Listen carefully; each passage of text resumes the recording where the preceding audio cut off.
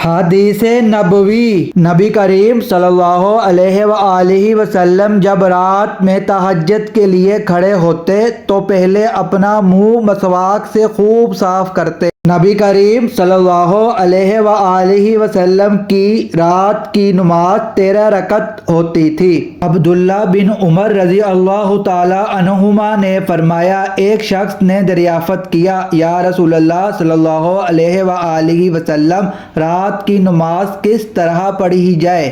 آپ صلی اللہ علیہ وآلہ وسلم نے فرمایا، دو رکعت، اور جب طلوع صبح ہونے کا اندیشہ ہو تو 1 رکعت وتر پڑھ کر اپنی ساری نمازیں طاق بنا لے۔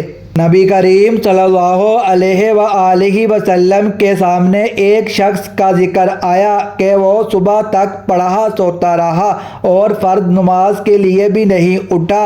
اس پر آپ صلی اللہ علیہ وآلہ وسلم نے فرمایا کہ شیطان نے اس کے کام میں پیشاب کر دیا ہے۔